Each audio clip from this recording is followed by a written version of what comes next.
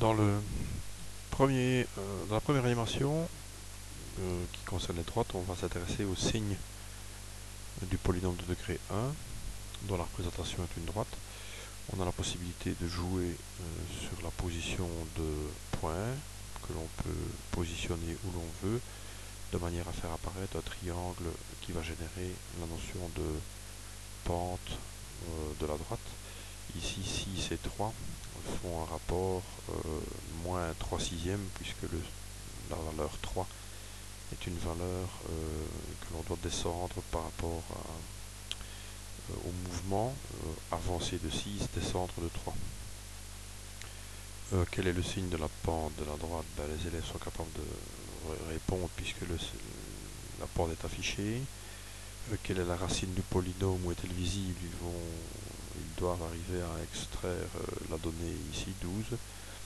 Quel est le signe des valeurs que le polynôme prend? On n'a qu'à remplacer par exemple 20 dans l'équation et ils vont proposer des valeurs moins 4 négatives ici, positives là.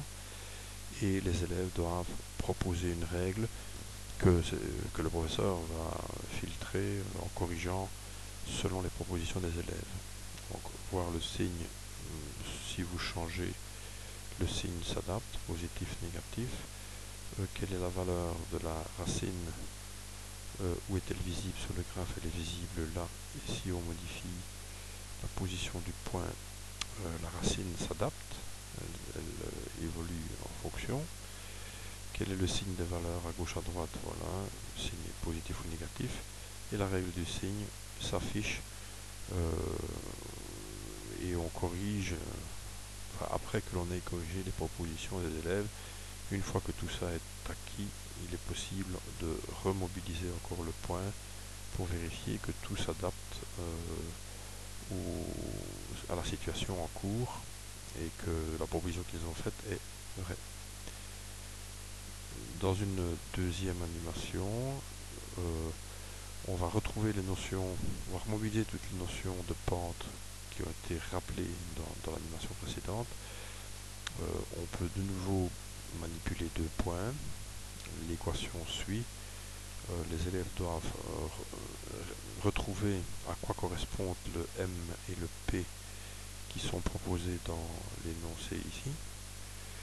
La pente et le rapport des deux nombres 2 et 2, on vérifie en changeant 3 quarts, 0,75, voilà.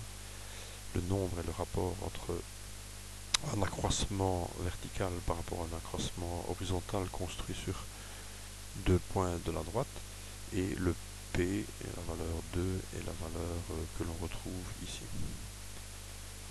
On peut ensuite, si les élèves ont déjà vu la notion de perpendicularité, on peut s'intéresser aux deux droites associées à la droite rouge, celle qui est obtenue par symétrie d'axe X et l'autre bleue qui est obtenue de manière perpendiculaire à la rouge. Voilà, on peut adapter encore une fois le tout pour voir ce qui se passe.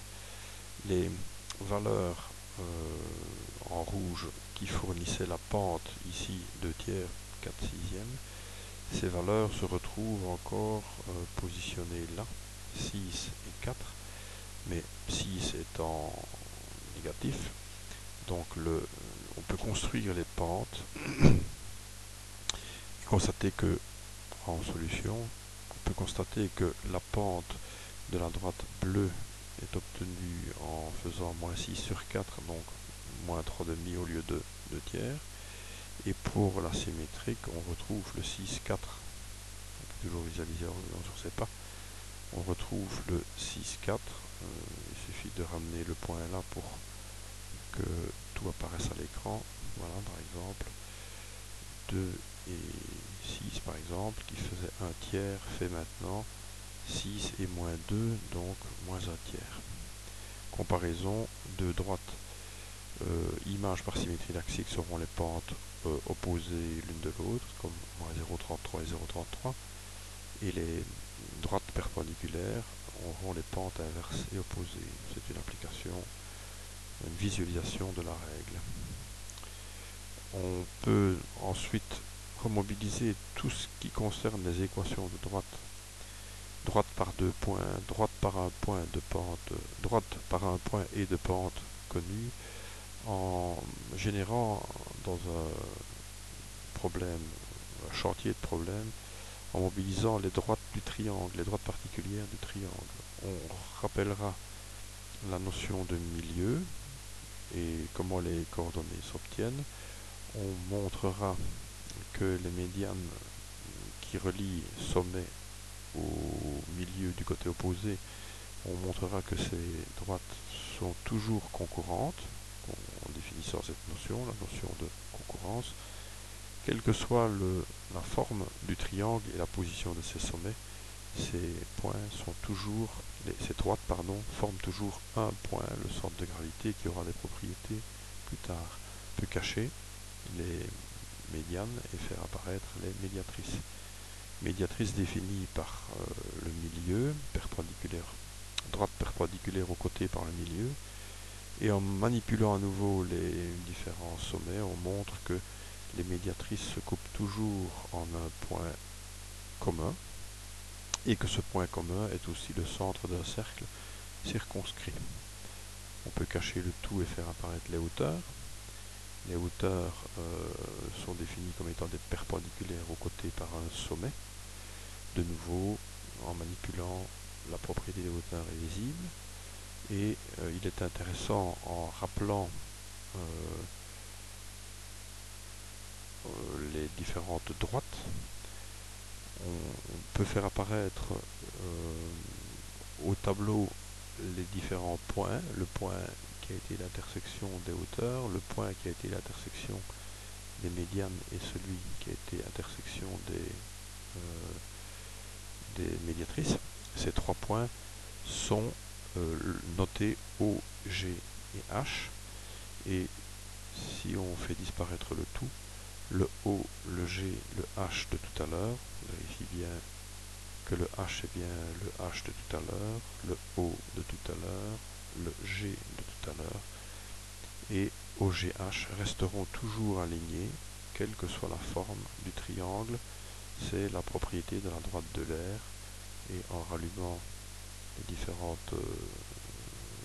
interrupteurs, on vérifie que ce sont bien toujours les trois points OGH de tout à l'heure. Enfin, il est possible d'appliquer tout ce qu'on vient de voir dans l'animation précédente en partant d'une situation où les coordonnées sont données, aux élèves de chercher les différents milieux avec un correctif qui s'affiche au fur et à mesure de l'avancement de leurs travaux. Ils calculent les médianes, on vérifie la solution qu'ils trouvent. Le point d'intersection, ils le cherchent manuellement, on vérifie la solution du point d'intersection. Le professeur peut aussi changer d'énoncé d'un élève à l'autre. On peut très bien adapter n'importe quel sommet, tous les résultats suivent. Pareil, on peut vérifier les médiatrices, les hauteurs, mais pour la clarté, il vaut mieux éteindre les interrupteurs pour n'en laisser qu'un seul allumé. Les médiatrices, les médianes, les hauteurs éventuellement, la droite de l'air, son équation peut être aussi déterminée.